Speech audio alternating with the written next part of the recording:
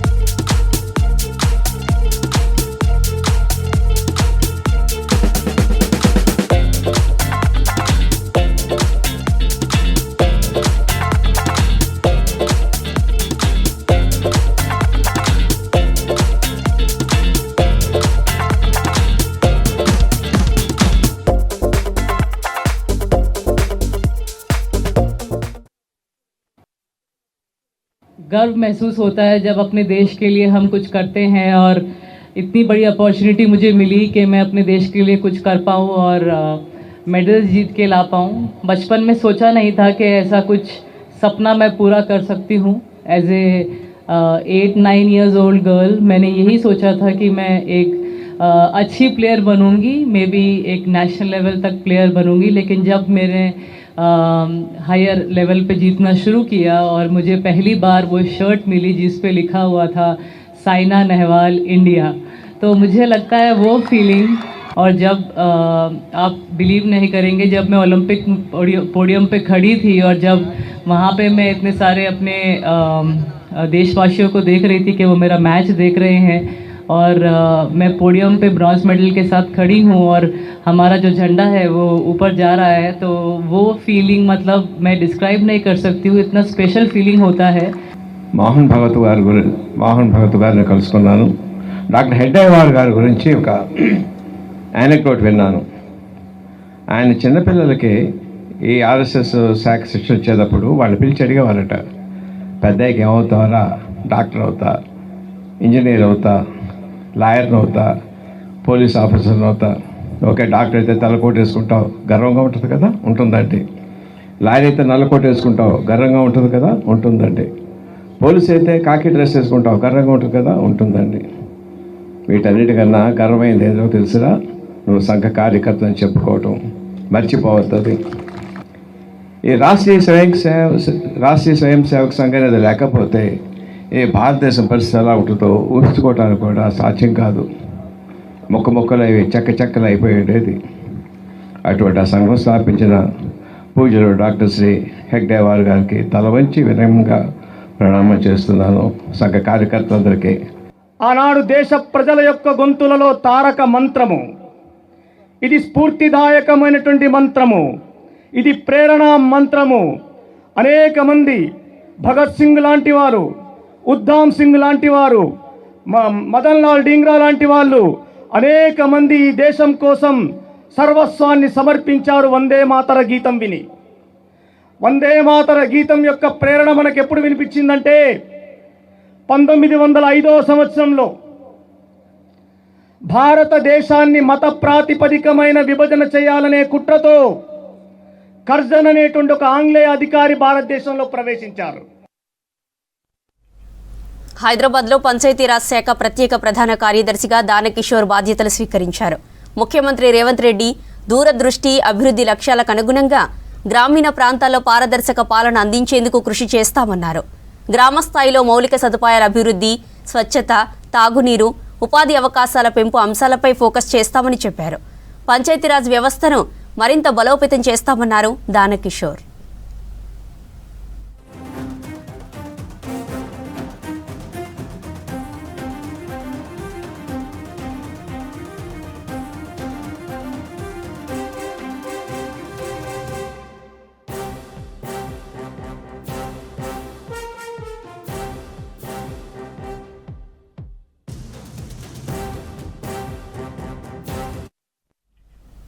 హైదరాబాద్ లోక్ భవన్లో love for cows గోవత్స ఫౌండేషన్ల నిర్వాహకులు governor Shiv Pratap శుక్లాను కలిసి గోవుల సేవ, జంతు సంక్షేమ కార్యక్రమాల గురించి వివరించారు.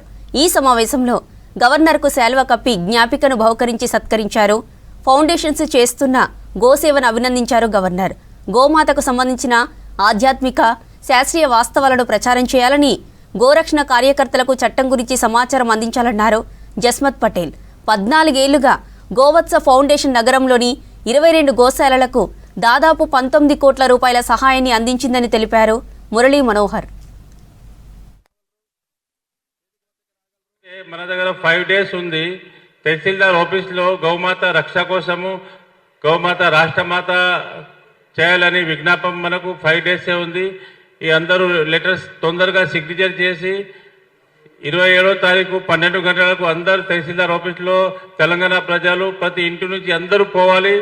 గౌమాత రాష్ట్రమాత కావాలని ఇదే ఉద్దేశంతో దీంట్లో ఎవరు లీడర్ లేరు. నంది మహారాజే లీడరు, గౌమాత సెక్రటరీ, మేము కూడా దీంట్లో ఓన్లీ సేవకులమే. మీ ఇంటికి మీరే లీడర్సు. మీ బాధ్యత ప్రతి ఇంటి నుంచి అందరూ 27వ తారీఖు విజ్ఞాపం ఇవ్వడానికి పోవాలి. అక్కడ సిగ్నేచర్ తహసీల్దార్ దగ్గర చేయాలి. అక్కడ 4 కాపీస్ ఉంటాయి, దాని జెరాక్స్ కాపీ చేయాలి. ఒక దాంట్లో తహసీల్దార్ సిగ్నేచర్ కూడా మనం తీసుకొని ఆ కాపీ మనం వాపస్ తీసుకురావాలి. అయితే మన బాధ్యత, మీరు ఎట్లా ఎక్కువ పోతారో ఆ ప్రకారం మీరు ప్రోగ్రామ్ చేసి 27వ తారీఖు 12 గంటలకు అందరు కలిసి మొత్తం తెలంగాణలో మొత్తం తహసీల్దార్ ఆఫీసులు ఇవ్వాలి. హైదరాబాద్లో మనకు ఎంత 630 తహసీల్దార్ ఆఫీస్ ఉన్నాయి, మొత్తం ఫుల్ అయిపోవాలి. ఇదే కోరిక. కలెక్టర్ ఆఫీస్లో కూడా మనం విజ్ఞాపం ఇవ్వాలి. మాది ఒక ప్రార్థన ఉంది. దీంట్లో ఒక స్ట్రైక్ కూడా లేదు, కొట్లాట లేదు, ఎవరి దగ్గర డబ్బులు కూడా తీసుకుంటా లేదు. ఓన్లీ ప్రైమ్ మినిస్టర్కు, గవర్నర్ గారికి ప్రార్థన, ప్రెసిడెంట్కు ప్రార్థనకి మా గౌమాత రక్ష కావాలి. ఉస్మానియా విశ్వవిద్యాలయం 109వ వ్యవస్థాపక వేడుకలు ఘనంగా జరిగాయి. ఈ కార్యక్రమానికి ముఖ్య అతిథిగా రాష్ట్ర హైకోర్టు న్యాయమూర్తి జస్టిస్ నగేష్, ప్రభుత్వ సలహాదారు కేశవరావు హాజరయ్యారు. ఠాగూర్ ఆడిటోరియంలో విద్యార్థులు, అధ్యాపకులు, ఉద్యోగులు ఫౌండేషన్ డే ఉత్సవాలను నిర్వహించారు. ఎంతో మంది విద్యార్థుల భవిష్యత్తుకు బాటలు వేస్తూ ఉస్మానియా విశ్వవిద్యాలయం చరిత్రలో నిలుస్తుందని తెలిపారు Keshavarao. I am not going to give you the brightness the anchor has given you, or the loud or the voice that she could give.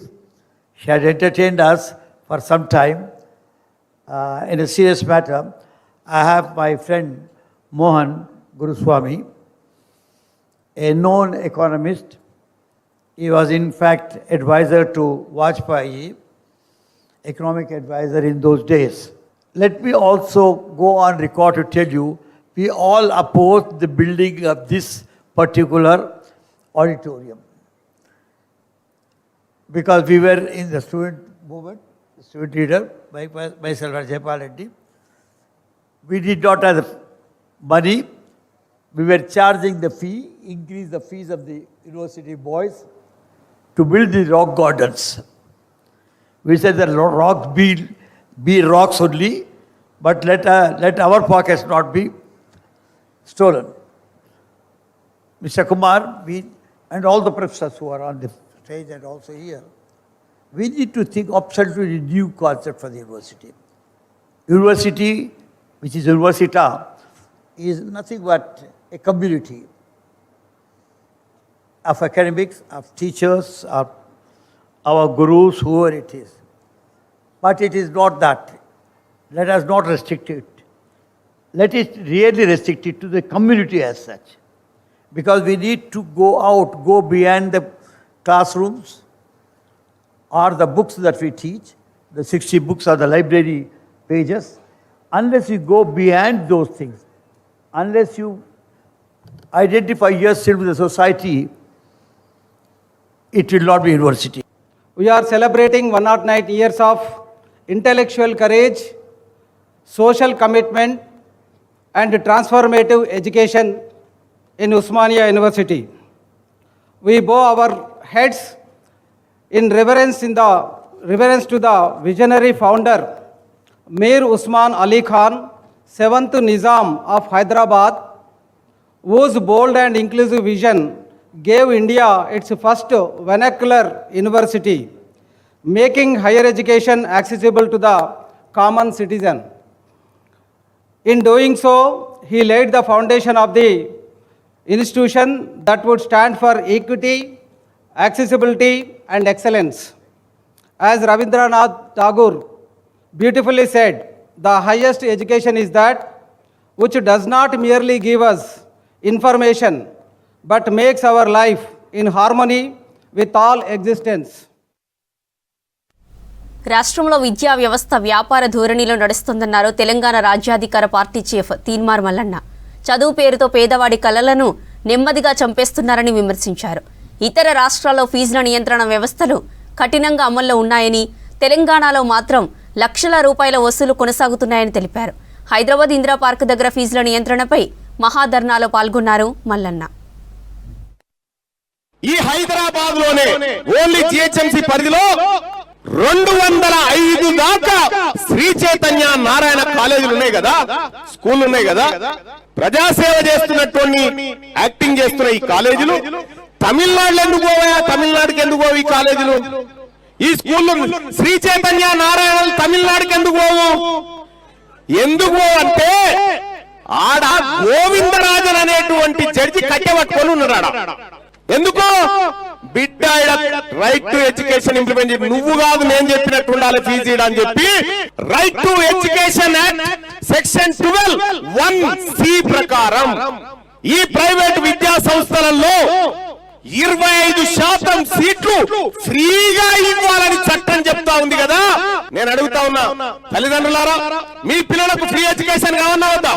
కావాలంటే అది రైట్ టు ఎడ్యుకేషన్ ద్వారా మాత్రమే సాధ్యమైతుంది. రైట్ టు ఎడ్యుకేషన్ యాక్ట్ ద్వారా. శ్రీ చైతన్య నారాయణ స్కూల్లో intermediate కాలేజీల దోపిడీ 8,000 కోట్లు తెలుసా? 9,500 కోట్ల రూపాయలు ఓన్లీ ఇంటర్మీడియట్ కాలేజీలకు దోస్తా ఉన్నారు. మొత్తం తెలంగాణ రాష్ట్రంలో ఒక ఏడాదికి మా తల్లిదండ్రులు, మా అక్క చెల్లెల రక్తం దాగి కార్పొరేట్ వ్యవస్థ సంపాదిస్తున్నది ఎంత అంటే 90,000 కోట్ల రూపాయల విద్యా వ్యాపారం చేస్తా ఉన్నారు ఇక్కడ. 90,000 కోట్లు.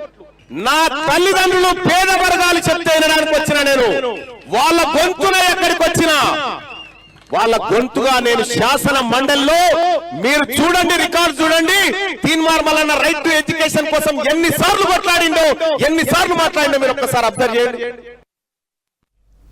Hyderabad metro phase 1 take over పై సర్కార్ కీలక ఉత్తర్వులు ఇచ్చింది. ఎల్ఎన్టీ వాటాను కొనుగోలు చేసింది హెచ్ఆర్ఎంఎల్. 15,000 కోట్లతో 100% వాటా కొనుగోలు చేసింది. మెట్రో బోర్డు చైర్మన్ గా సిఎస్, ఎండీగా సర్ఫరాజ్ను నియమించింది సర్కార్.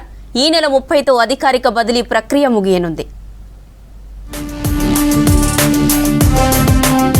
హైదరాబాద్ మెట్రో రైలు పూర్తి స్థాయిలో ప్రభుత్వ పరం కానుంది.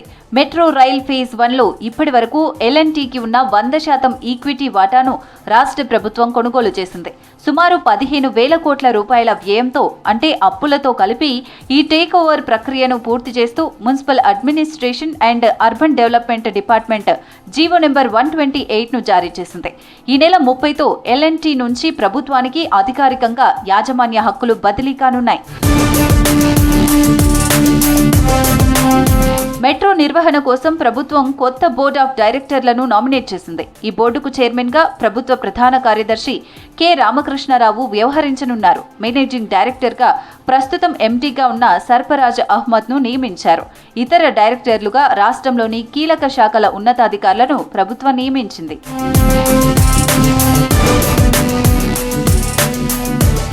టేక్ఓవర్ ప్రక్రియలో భాగంగా నామినీ డైరెక్టర్లకు ఒక్కో షేర్ చొప్పున కేటాయించారు.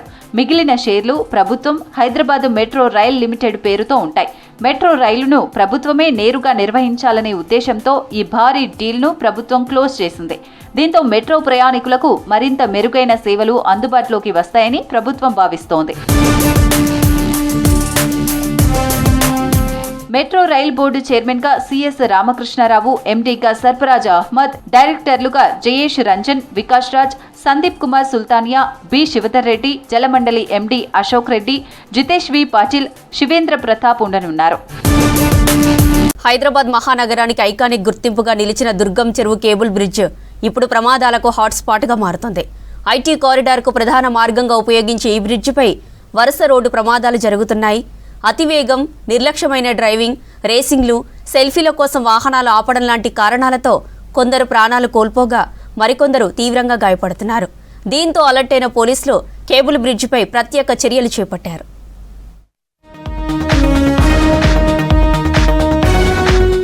హైదరాబాద్ దుర్గం చెరువు కేబుల్ బ్రిడ్జ్ పై ప్రమాదాలు జరగకుండా చర్యలు తీసుకుంటున్నారు పోలీసులు. Hitech city, financial district, Gachibowli, Jubilee Hills ప్రాంతాలకు వెళ్లేవారు ఈ బ్రిడ్జ్ ని ఉపయోగిస్తారు. రోజు లక్షలాది వాహనాలు ఈ బ్రిడ్జ్ మీదుగా వెళ్తాయి. ముఖ్యంగా ఉద్యోగులు, ఐటీ సిబ్బంది, విద్యార్థులు అధికంగా వినియోగించే ఈ రహదారిపై ట్రాఫిక్ రద్దీ కూడా ఎక్కువగానే ఉంటుంది. అయితే డ్రైవర్లు నిబంధనలు పాటించకపోవడంతో పాటు సెల్ఫీల కోసం వాహనాలు నిలపడంతో ప్రమాదాలు జరుగుతున్నాయంటున్నారు పోలీసులు.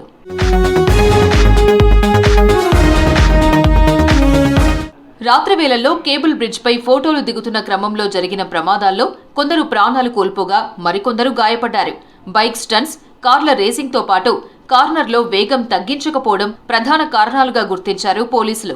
ఈ కేబుల్ బ్రిడ్జ్ అనేది ఒక ఐకానిక్ లాంటిది. టూరిస్ట్ స్పాట్గా ఇది క్రియేట్ కాబడ్డది. సో దీని కొరకు 24 అవర్స్ కూడా రెగ్యులర్గా వస్తున్నారు. అయితే మా ఒక విజ్ఞప్తి ఏంటంటే, కేబుల్ బ్రిడ్జ్ పైన అయితే వాహనాల కొరకు రూట్స్ ఉన్నాయో ఇక్కడ ఆగకుండగా వాక్వే ఉంది. దీనికి కేబుల్ బ్రిడ్జ్కి రైట్ అండ్ లెఫ్ట్ 2 సైడ్స్లో వాక్వే ఉంది. మీరు వాక్వే ద్వారా కేబుల్ బ్రిడ్జ్ అందాలను తీక్షించవలసిందిగా విజ్ఞప్తి చేస్తున్నాము. నో పార్కింగ్ బోర్డ్స్ ఒక 40 దాకా ఉన్నాయి. అట్లాగే రోడ్డు కరువు ఉండడంతో లెఫ్ట్ కరువు, రైట్ కరువు అని చెప్పేసి ఆ బోర్డ్స్ కూడా పెట్టడం జరిగింది.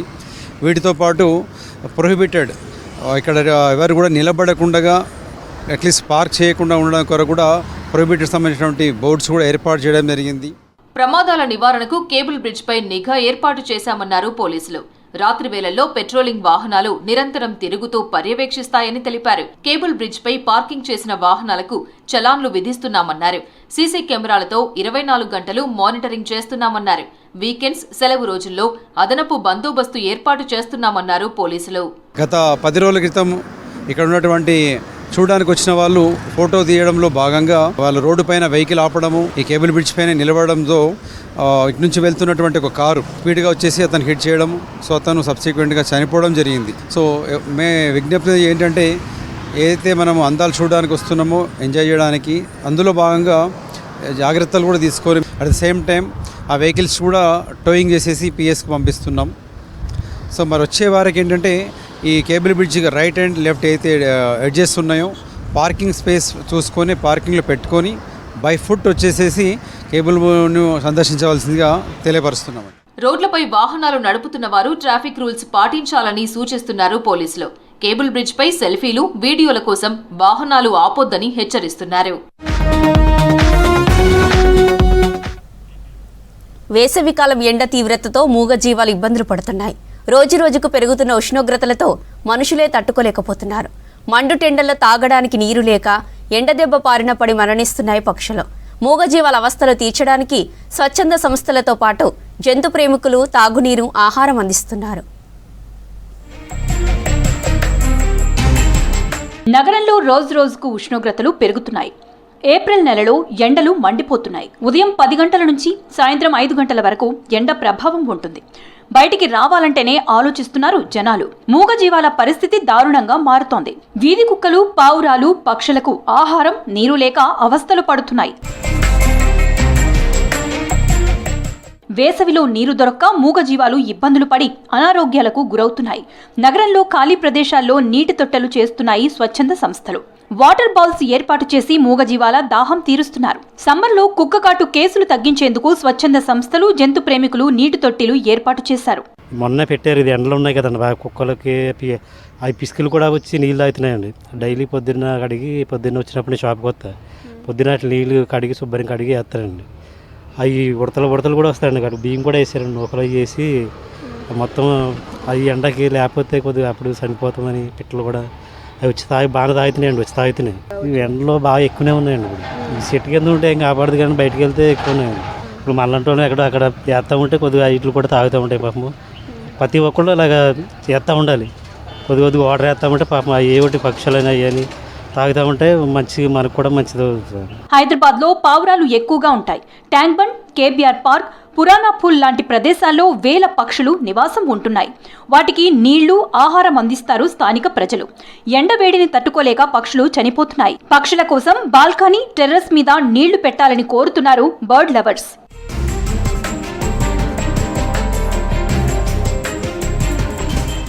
మూగజీవాలను కాపాడాల్సిన బాధ్యత ప్రతి ఒక్కరిపైన ఉందంటున్నారు జంతు ప్రేమికులు. వీధి కుక్కలు, పక్షుల కోసం నీళ్లు, ఆహారం అందించాలని కోరుతున్నారు. బైక్ను సేఫ్గా పార్కు చేశామని అనుకుంటున్నారా? కళ్ళు మూసి తెరిచేలోపే మీ వాహనం మాయమైపోవచ్చు. నకిలీ తాళాలతో సెకన్ల వ్యవధిలో బైక్లను దొంగతనం చేస్తున్నాయి గ్యాంగ్స్. నగరంలో ఎక్కువగా వెహికల్ దొంగతనాలు జరగడంతో నిఘా పెంచారు. సిటీలో బైక్స్ దొంగతనాలు చేస్తున్న ముఠాను అరెస్టు చేశారు పోలీసులు.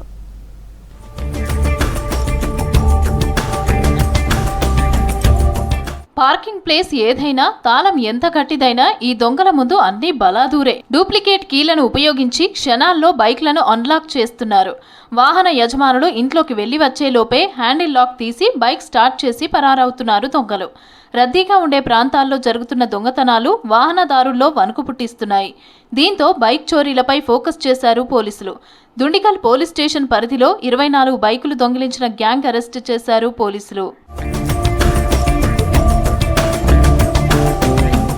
దొంగిలించిన వాహనాలతో నడి రోడ్డుపై ప్రమాదకర స్టంట్స్ చేస్తున్న యూత్ ని అరెస్టు చేశారు గాంధీనగర్ పోలీసులు. బైక్ స్టంట్స్ వీడియోలను సోషల్ మీడియాలో రీల్స్ గా అప్లోడ్ చేస్తున్నారు. లైక్లు, వ్యూస్ల కోసం ప్రయత్నిస్తున్నారు. బైక్లను మోడిఫై చేసి సైలెన్సర్ల శబ్దంతో ప్రజలను భయభ్రాంతులకు గురి చేస్తున్నారు. దుండిగల్ పోలీస్ స్టేషన్ పరిధిలో 2 నటోరియస్ బైక్ దొంగతనాలు చేస్తున్నటువంటి వ్యక్తుల్ని అదుపులోకి తీసుకోవడం జరిగింది. బి నవీన్ 23 సంవత్సరాలు, కొంపల్లిలో ఉంటాడు. నేటివ్ ప్లేస్ మెదక్ జిల్లా. సెకండ్ పర్సన్ టి శ్రీనివాస్, పేట్ బషీరాబాద్ ఏరియాలో ఉంటాడు.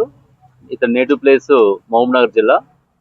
వీళ్ళిద్దరు కలిసి సుమారుగా ఒక 24 బైక్స్, 2 వీలర్స్ని దొంగతనం చేయడం జరిగింది. వాళ్ళు ఇక్కడ గండి మైసమ్మ చౌరస్తాని బేస్ చేసుకొని, ఇకంతా షాపింగ్ ఏరియా, బిజీ ఏరియా ఉంటుంది కాబట్టి కొంతమంది పబ్లిక్ ఆ వెహికల్స్ పెట్టిపోతే ఆ వెహికల్స్ వేరే బైక్ కీస్ పెట్టడం, డూప్లికేట్ కీ పెట్టడము, వాటితోటి ఇతను బైక్ దొంగతనం చేయడం జరుగుతుంది. ఇందులో మెయిన్గా నవీన్ అనే వ్యక్తి గతంలో 9 కేసెస్లో ఉన్నాడు. Srinivas first time. వీళ్ళు చేసినటువంటి దొంగతనాలని నవీన్ మెదక్ జిల్లా, వాళ్ళ నేటివ్ ప్లేస్ మెదక్ జిల్లా, అక్కడ వాళ్ళ దోస్తులకు ఇవ్వటము, 3000కి 4000కి అక్కడ అమ్మటము, వాళ్ళు మళ్ళీ 10,000కి అట్లా వాళ్ళు అక్కడ లోకల్గా ఉన్నటువంటి పబ్లిక్ అమ్మటం జరుగుతుంది. బైక్ చోరీ గ్యాంగ్ పక్కా ప్లాన్ తో చేస్తున్నారని తెలిపారు డీసీపీ కోటిరెడ్డి. ఒకరు నిఘా పెడితే మరొకరు సెకండ్లలో బైక్ తాళం తీస్తారు. ఇంకొకరు ఆ వాహనాన్ని సురక్షిత ప్రాంతానికి తరలిస్తారు. కేవలం సరదా కోసం, జల్సాల కోసం దొంగతనాలకు అలవాటు పడ్డ దొంగలు తప్పించుకుంటున్నారని తెలిపారు డీసీపీ కోటిరెడ్డి. టోటల్ గా ఈరోజు 24 బైక్స్, 12 లక్షల వరకు విలువ గల బైక్స్ ని రికవర్ చేయడం జరిగింది. ఇందులో ముఖ్యంగా మనం సీసీటీవీ కెమెరాస్ దాదాపు వాళ్ళు 200 కెమెరాలు చూసుకుని పోవడం జరిగింది. దాదాపు అయినటువంటి కేసులు చూసి 24 కేసుల్లో దుండిగల్ నుంచి 4 కేసులు ఉన్నాయి.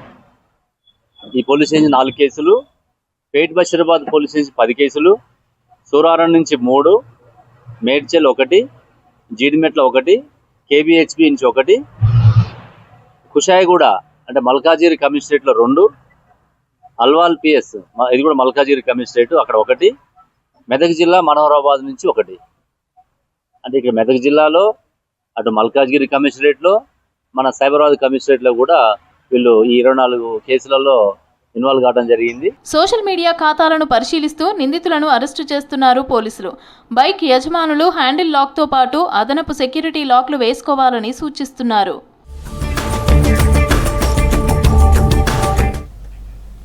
హైదరాబాద్ నగరంలో ఎండ తీవ్రత రోజురోజుకు పెరుగుతోంది. ఉదయం నుంచి ఎండలు మండుతున్నాయి. ఉష్ణోగ్రతలు 40 నుంచి 44 డిగ్రీల వరకు నమోదవుతున్నాయి. ఈ తీవ్ర వేడి ప్రభావంతో అత్యవసర పనులకు మాత్రమే ప్రజలు బయటకొస్తున్నారు. ముఖ్యంగా మధ్యాహ్నం 12 గంటల నుంచి సాయంత్రం 4 వరకు నగరంలోని రహదారులు వెలవెలబోతున్నాయి. అధిక ఉష్ణోగ్రతలతో పర్యాటక ప్రాంతాలకు వెళ్లేవారి సంఖ్య తగ్గిపోయింది.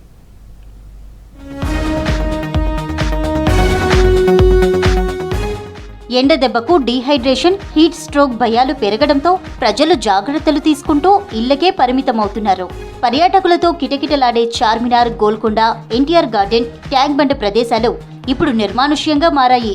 ఎండ తీవ్రతతో తమ పర్యటనలను వాయిదా వేస్తున్నారు సిటీ జనాలు.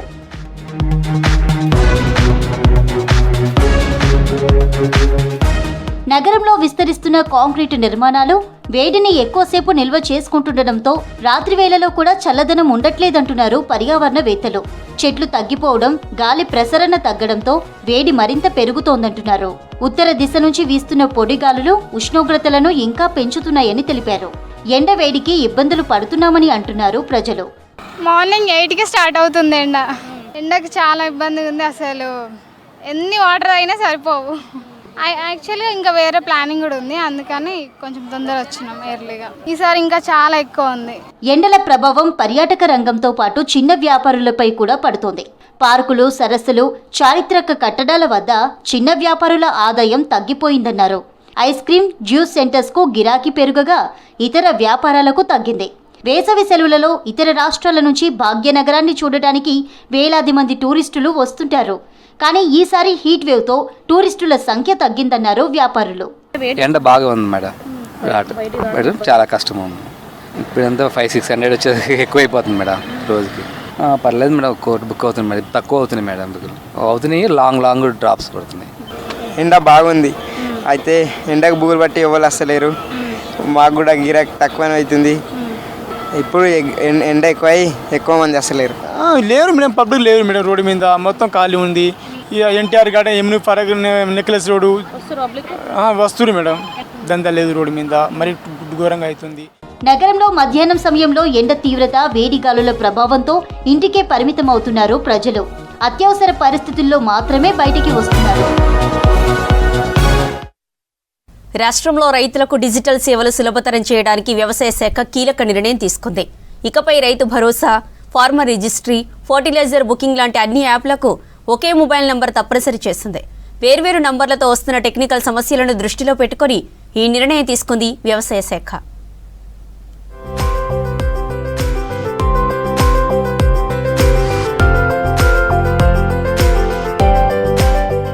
రైతులకు ప్రభుత్వం అందిస్తున్న డిజిటల్ సేవలు పెరుగుతున్నాయి. రైతు Bharosa, farmer registry, fertiliser booking యాప్ల ద్వారా రైతులు సులభంగా సేవలు పొందుతున్నారు. అయితే ఈ యాప్లకు వేర్వేరు మొబైల్ నెంబర్లు వాడటంతో టెక్నికల్ సమస్యలు ఎదురవుతున్నాయి. ముఖ్యంగా ఓటీపీలు రాకపోవడం, డేటా మ్యాచ్ కాకపోవడం వంటి ఇబ్బందులు వస్తున్నాయి.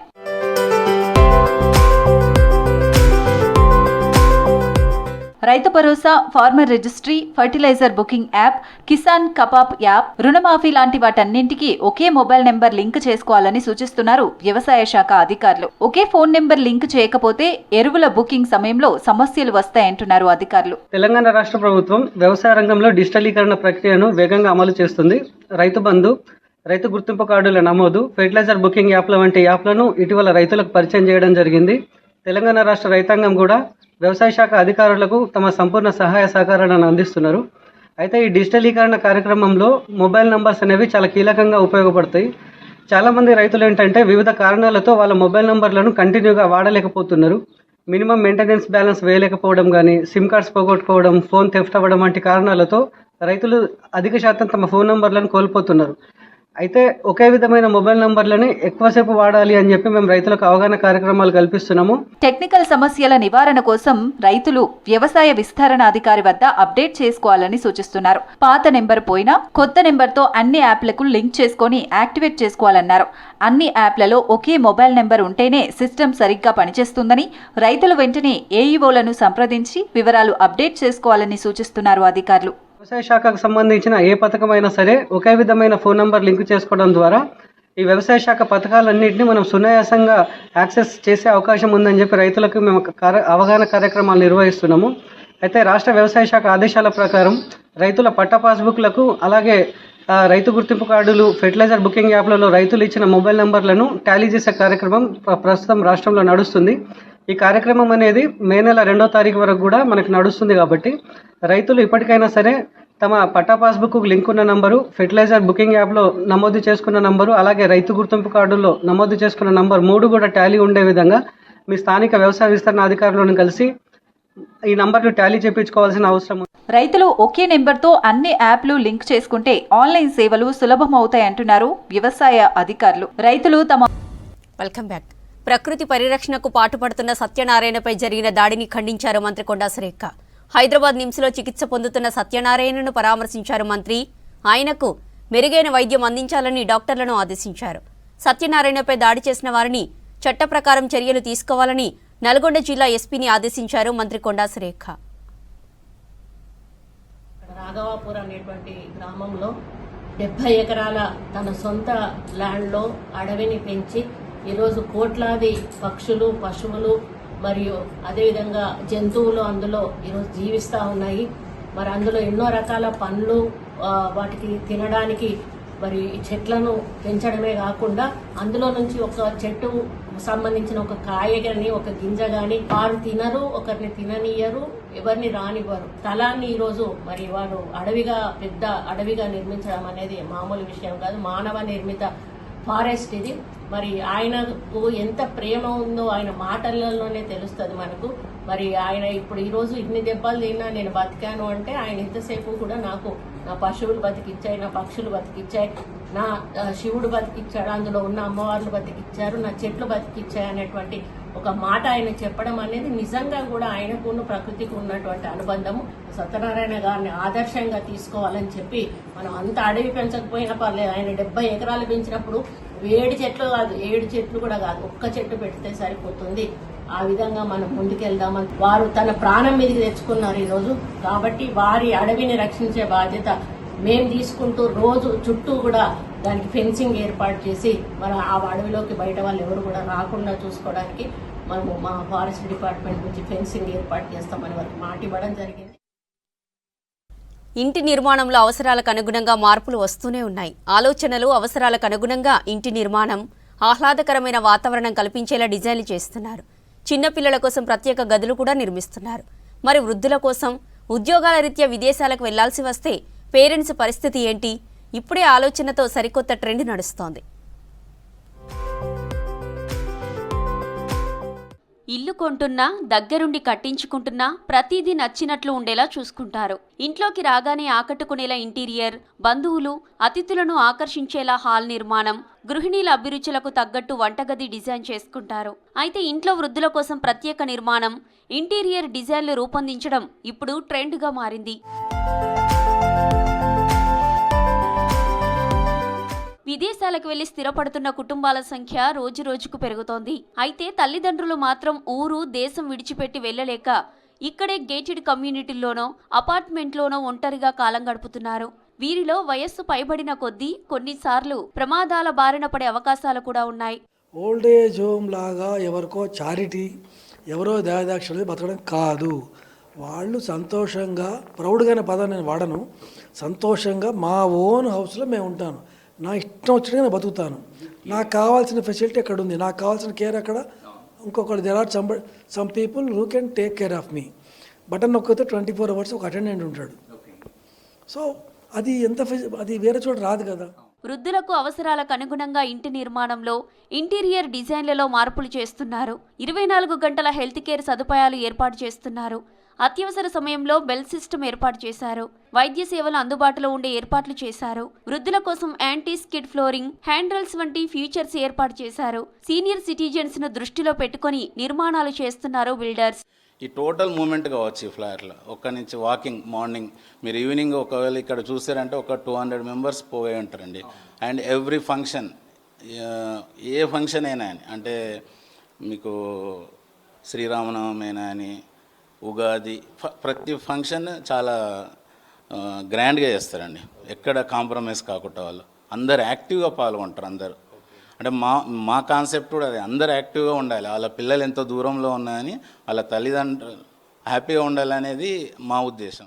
వృద్ధుల మానసిక ఆనందం కోసం కమ్యూనిటీలను అభివృద్ధి చేస్తున్నారు. వెంటిలేషన్తో కూడిన dining hall, coffee shop, indoor gaming room, swimming pool, yoga, meditation centres, walking trails వంటి సౌకర్యాలతో సంతోషకరమైన జీవనాన్ని అందిస్తున్నాయి. సమాన వయసు వారితో కలిసి సమయం గడపడంతో ఉత్సాహం పెరుగుతోందంటున్నారు వృద్ధులు.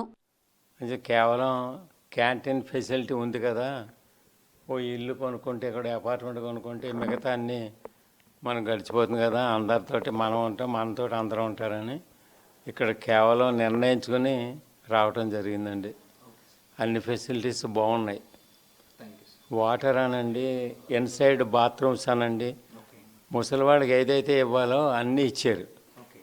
ఇది పర్టికులర్గా ఈ ఫ్లోరింగ్ కూడానండి యాంటీ స్కిడ్ ఇవన్నమాట. ఇవి దాదాపు చాలా సంతృప్తిగా ఉన్నానండి నేను. సీనియర్ సిటిజన్ ఫ్రెండ్లీ కమ్యూనిటీల్లో 15కు పైగా ఎమ్యూనిటీస్ ఏర్పాటు చేస్తున్నారు బిల్డర్స్. నగరంలో safe and smart homes concept విస్తరిస్తోంది. భాగ్యనగరంలో సొంత ఇంటి కల రోజురోజుకు అందని ద్రాక్షగా మారుతోందా? గణాంకాలు చూస్తే అదే నిజమనే పరిస్థితి ఉంది.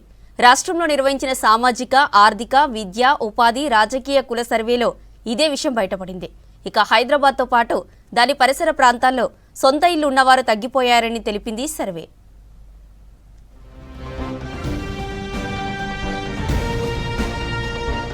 గ్రేటర్ హైదరాబాద్ మున్సిపల్ కార్పొరేషన్ పరిధిలో గృహ యాజమాన్యం రాష్ట్రంలోని అత్యల్పంగా నమోదైంది.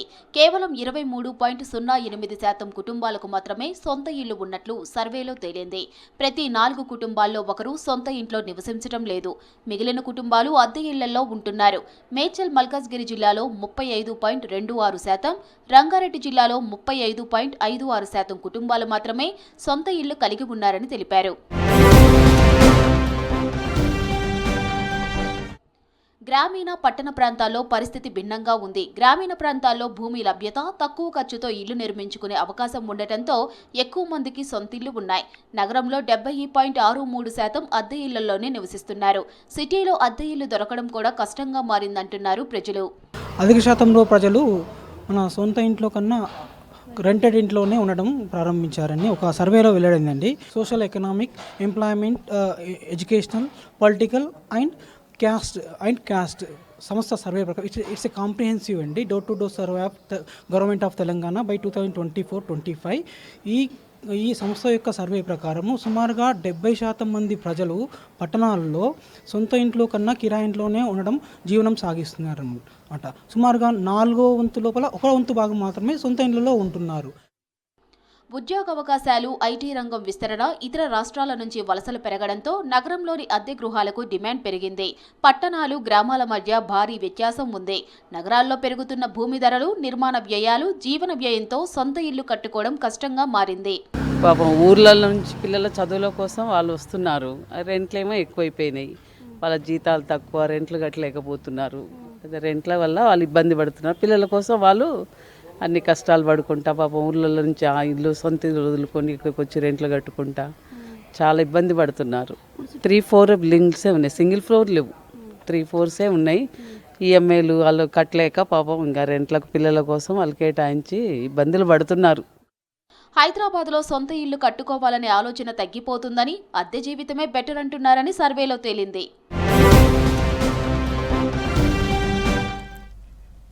నగరంలోని ప్రైవేట్ హాస్టల్స్ పై ఫోకస్ పెట్టారు పోలీసులు. హాస్టల్స్ వద్ద రాత్రివేళ న్యూసెన్స్ చేస్తున్నారు. అర్ధరాత్రులు రోడ్లపై తిరగడంతో లా అండ్ ఆర్డర్కు విఘాతం ఏర్పడుతుందని ప్రైవేట్ హాస్టల్స్ పై నిఘా పెట్టారు పోలీసులు. ఇప్పటికే హాస్టల్స్ నిర్వాహకులకు కూడా హెచ్చరికలు జారీ చేశారు. హాస్టల్స్ కారణంగా ఇబ్బందులు తలెత్తితే కఠిన చర్యలు తీసుకుంటామని హెచ్చరిస్తున్నారు పోలీసులు.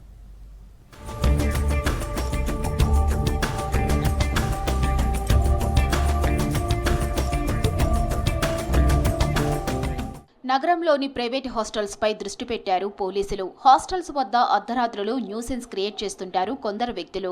అమ్మాయిలు అబ్బాయిలు కలిసి రాత్రులు తిరగడం, గుంపులుగా ఉండటంతో గ్యాంగ్ వార్లు కూడా జరిగాయి. లా అండ్ ఆర్డర్ కు విఘాతం కలగకుండా ముందస్తు చర్యగా హాస్టల్స్ పై ఫోకస్ పెట్టారు పోలీసులు.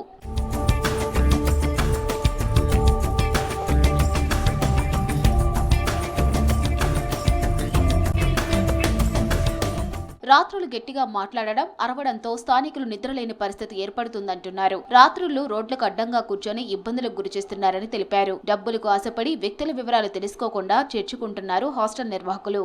దీంతో నేరాలు పెరిగే అవకాశం ఉండటంతో ప్రైవేటు హాస్టళ్లపై నిఘా పెట్టారు పోలీసులు.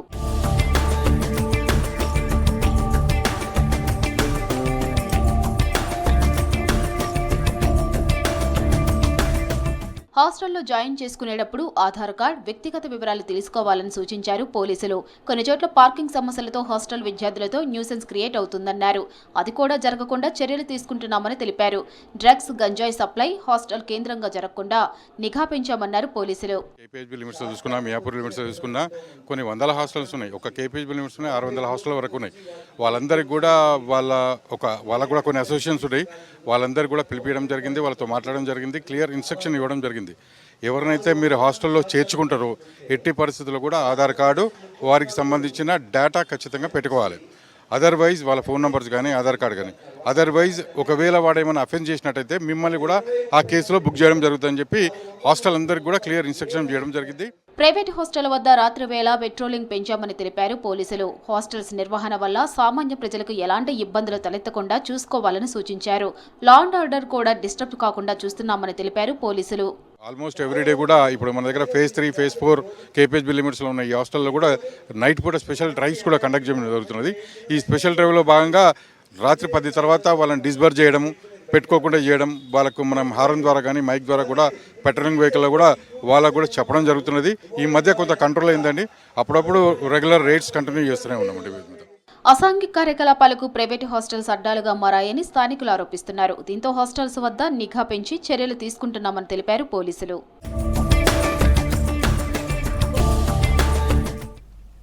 సైబరాబాద్ కమిషనరేట్ పరిధిలోని ఐటీ కారిడార్లో రోజురోజుకు ట్రాఫిక్ రద్దీ పెరుగుతోంది. ట్రాఫిక్ నియంత్రణకు చర్యలు చేపడుతున్నారు పోలీసులు.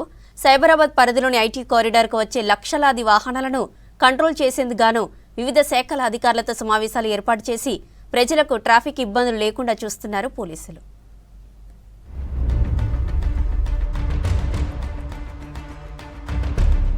సైబరాబాద్ కమిషనరేట్ పరిధిలో లక్షలాది వాహనాల రద్దీని తగ్గించేందుకు మానిటరింగ్ చేస్తున్నారు ట్రాఫిక్ పోలీసులు. సోమ, మంగళ, బుధవారాల్లో ట్రాఫిక్ రద్దీ చాలా ఎక్కువగా ఉంటుంది. ఐటీ కారిడార్కి మణికొండ, కూకట్పల్లి, టోలీ చౌకీ, హఫీజ్పేట, కేబుల్ బ్రిడ్జ్ ప్రాంతాల నుంచి అధికంగా వాహనాలు వస్తున్నాయి. దీంతో రోడ్లను విస్తరిస్తున్నారు జీహెచ్ఎంసీ అధికారులు. వెహికల్ బ్రేక్ డౌన్స్ రిపోర్ట్ అవుతున్నాయి. ఈ డ్యూ టు హెవీ సమ్మర్ ఉండడం వల్ల వెహికల్స్ హీట్ కావడంతో బండ్లు ఆగిపోతున్నాయి. సో వీటిని వెంటనే మా సిబ్బంది ఆ పాయింట్లో ఉన్న వాళ్ళు వాటిని పక్కకు తొలగించలేని సందర్భంలో రికవర్ వ్యాన్స్ని పిలిపించేసేసి అక్కడి నుంచి తొలగిస్తున్నాం. ఈ క్రమంలో ట్రాఫిక్ కొంత ఆగే అవకాశం ఉంది, లేదా స్లో వెళ్ళే అవకాశం ఉంది.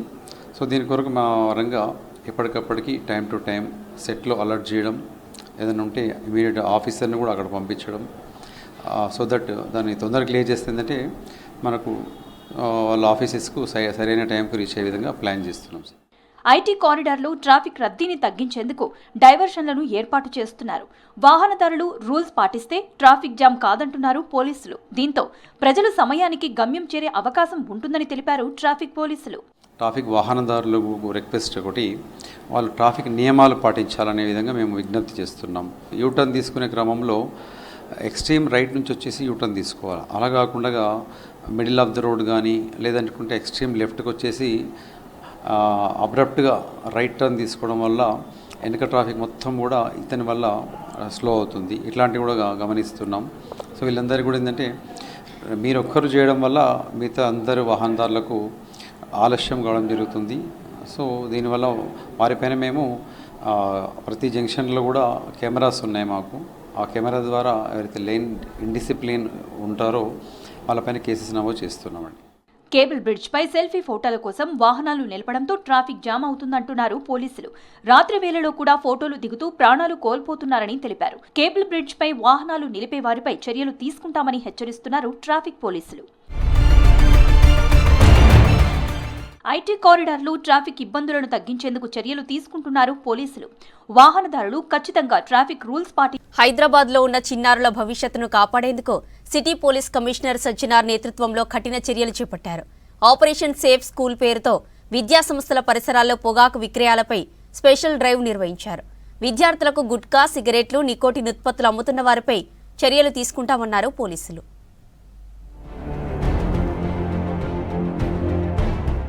హైదరాబాద్లోని స్కూల్స్, కాలేజీల చుట్టుపక్కల ఉన్న పాన్ షాపులు, దుకాణాలపై తనిఖీలు చేపట్టారు సిటీ పోలీసులు. Task force, law and order, special branch, she teams, narcotics విభాగాలతో సమన్వయంతో చెకింగ్స్ చేస్తున్నారు. 5,000 మంది పోలీసులు ఏకకాలంలో తనిఖీలు చేశారు. స్కూల్స్కు 100 మీటర్ల పరిధిలో ఉన్న 500కు పైగా షాపులపై స్పెషల్ డ్రైవ్ నిర్వహించారు. చట్టం ప్రకారం విద్యా సంస్థల సమీపంలో పొగాకు ఉత్పత్తుల విక్రయం నిషేధమని అన్నారు సిపి సజ్జనార్. గుట్కా, సిగరెట్లు, ఫ్లేవర్డ్ టొబాకో, ఈ సిగరెట్లు విద్యార్థులకు విక్రయిస్తున్నట్లు గుర్తించారు. సీసీటీవీ ఫుటేజ్ ఆధారంగా వ్యాపారులపై కేసులు నమోదు చేశారు. ఈ డ్రైవ్లో భారీగా నిషేధిత పొగాకు ఉత్పత్తులను స్వాధీనం చేసుకున్నారు. హోల్సేల్ డీలర్లు, డిస్ట్రిబ్యూటర్లపై కూడా ఫోకస్ చేశామని అన్నారు సిపి సజ్జనార్.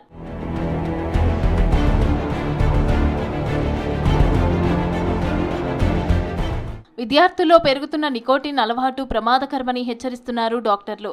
చిన్న వయసులోనే పొగాకు వినియోగం మొదలైతే అది మానసిక, శారీరక ఆరోగ్యంపై తీవ్ర ప్రభావం చూపుతుందన్నారు. ఇదే అలవాటుతో డ్రగ్స్ కూడా తీసుకోవడానికి ప్రోత్సహిస్తుందని తెలిపారు. విద్యార్థుల కదలికలపైన తల్లిదండ్రులు పర్యవేక్షణ ఉంచాలని సూచించారు డాక్టర్లు.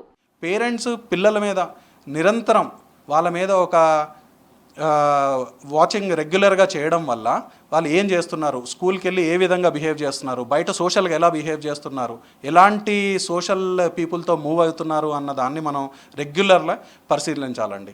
అలాంటి దాంట్లో రెగ్యులర్గా ఇంట్లో నుంచి తనలో ఆ ప్రవర్తన మార్పు కోసం ఇంట్లో ఫస్ట్ మొదలైతే అది కమ్యూనిటీ లెవెల్లో కూడా మాస్గా చేంజ్ అవుతుందండి. విద్యార్థులు సిగరెట్లు, గుట్కాలు తినకుండా స్కూల్ యాజమాన్యాలు, పోలీసులు అవగాహన కార్యక్రమాలు నిర్వహించాలని అన్నారు డాక్టర్లు.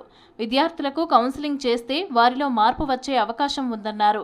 స్కూల్ పరిసరాల్లో పొగాకు విక్రయాలు కనిపిస్తే వెంటనే పోలీసులకు సమాచారం ఇవ్వాలని అంటున్నారు డాక్టర్లు. అవేర్నెస్ ప్రోగ్రామ్ పోలీస్ డిపార్ట్మెంట్ ద్వారా కూడా అవుతుందండి. సేఫ్ స్కూల్ అన్న క్యాంపెయిన్ కూడా రన్ చేస్తున్నారు. స్కూల్స్ చుట్టుపక్కల very near by distance within 100 metres లోపలనే పాన్ షాప్స్, సిగరెట్ అమ్మకాలు కానీ, మందు అమ్మకాలు కానీ ఇలాంటివి తరచుగా జరుగుతున్నాయండి. వాటి ద్వారా యువత ఎంత అట్రాక్ట్ అయ్యి చిన్న వయసులోనే పిల్లలు ఎంత తొందరగా సబ్స్టెన్స్ అడిక్షన్స్ అయిపోతున్నారు అని అన్నది మనం వెరీ రీసెంట్గా ఒక స్టింగ్ ఆపరేషన్లో మేము చూసామండి. ఓన్లీ గవర్నమెంటే అన్ని చర్యలు తీసుకొని ఇది ఆపాలి అని అంటే ఇది కుదిరే పని కాదు. స్వతహాగా ఎవరు స్మోక్ చేస్తున్నారో వారికి కౌన్సిలింగ్ ద్వారా, వారికి ఈ స్మోకింగ్ చేయడం వల్ల దుష్పరిణామాలు ఏముంటాయి లాంగ్ రన్లో అనే వాళ్ళకి చెప్పడం ద్వారా స్కూల్ ఎడ్యుకేషన్ ప్రోగ్రామ్స్లో కూడా ఇవి తరచుగా పెట్టాలండి. సేఫ్ స్కూల్, సేఫ్ ఫ్యూచర్ లక్ష్యంతో హైదరాబాద్ పోలీసులు చేపట్టిన ఆపరేషన్ను రాష్ట్ర వ్యాప్తంగా విస్తరించాలని అంటున్నారు విద్యార్థుల పేరెంట్స్. యువత చెడు మార్గాలకు వెళ్లకుండా ఇలాంటి తనిఖీలు ఉపయోగపడతాయని అంటున్నారు నిపుణులు. మేడ్చల్ జిల్లా కూకట్పల్లిలో హానర్ హోమ్స్ ఆధ్వర్యంలో శ్రీనివాస కళ్యాణం ఘనంగా నిర్వహించారు. వేలాది సంఖ్యలో భక్తులు హాజరై కళ్యాణాన్ని తిలకించారు. ఈ సందర్భంగా కళాకారులు పాడిన పాటలు అందరినీ ఆకట్టుకున్నాయి. శ్రీవారి కళ్యాణంతో పాటు హోమాలు, యజ్ఞం నిర్వహించారు. టీటీడీ సహకారంతో నిర్వహించిన ఈ మహోత్సవంలో ఆగమ శాస్త్రాల ప్రకారం పూజా కార్యక్రమాలు నిర్వహించారు.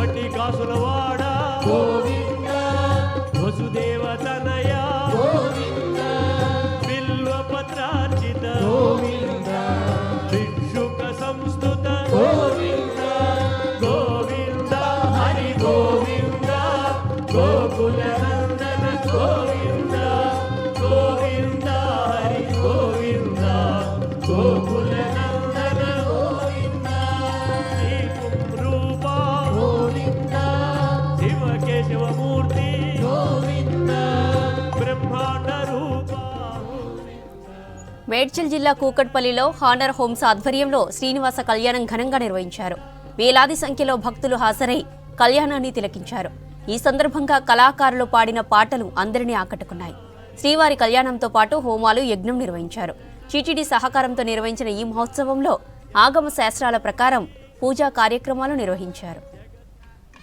అద్భుతమైనటువంటి కళ్యాణమాల పరివర్తనమైనటువంటి గొప్పదైన శాస్త్ర మర్యాదను తాను స్వయంగా అంగరంగ వైభోగంగా ఎవరైతే తన హృదయంలోనే లక్ష్మీదేవిని నిరంతరం కలిగి ఉన్నాడో అటువంటి స్వామి అద్భుతమైనటువంటి కళ్యాణమాల విశేషాన్ని అదిగో నిత్యకన్యకా శిరోమణి అయినటువంటి రమారమణి యొక్క కంఠసీమకు అలవోకగా సమర్పించగా ఆ తల్లి మిక్కిలి సంతోషంతో దానిని స్వీకరించి ధరించి తిరిగి మిక్కిలి సంతోషంగా స్వామివారి యొక్క హృదయానికే చక్కగా వారి కంఠసీమకు అర్పించారు. అలాగే దేవదేవుడు తాము ధరించినటువంటి ఆ కళ్యాణమాలను మరో దివ్యదేవేరిగా ప్రకాశమానంగా ఉన్న భూరమణీమణి శ్రీ భూమహాలక్ష్మి వారి కంఠసీమకు చక్కగా అందించగా ఆ తల్లి మిక్కిలి సంతోషంతో దానిని స్వీకరించి చక్కగా ధరించి తిరిగి తమ హృదయ నాయకుడైనటువంటి దేవదేవుని యొక్క దివ్య వక్షస్థలానికి చక్కగా అలంకారంగా తాము ధరించినటువంటి కళ్యాణమాలను అందించారు. ఇందిరారమణ గోవింద గోవింద, ధరారమణ గోవింద గోవింద. స్వస్తి నో మిమేతామశ్విన భగస్వస్తి దేవ్యదేతిర్నర్వణాః స్వస్తి పూషా అసూరో దధాతున స్వస్తి ద్యావా పృథివీ సూచేతునా స్వస్తి వాజమపప్రవామహే సోమం స్వస్తి భువనస్య జస్పతి బృహస్పతిం సర్వాగణం స్వస్తయే స్వస్తయాదిత్యాసో భవంతు నః విశ్వే దేవానో అద్య స్వస్తయే వైశ్వానరో వసోరగ్ని స్వస్తయే దేవావంద్రుభవ స్వస్తయే స్వస్తి నో రుద్రపాత్వం హాసః స్వస్తి మిత్రవరుణ స్వస్తి మధ్యే రేవతి స్వస్తి న ఇంద్రశ్చాగ్నిశ్చ స్వస్తి నో అతిథే కృధి స్వస్తి బంధా మనోజరేమ సూర్యాచంద్రమసా పునర్దదాత్మాతా జానతా సంగామే మహి స్వస్తి జానంతా వృక్షమరిష్టనేమిర్మహద్భుః. ఇవి హమారా Hyderabad updates. Stay tuned to V6 news.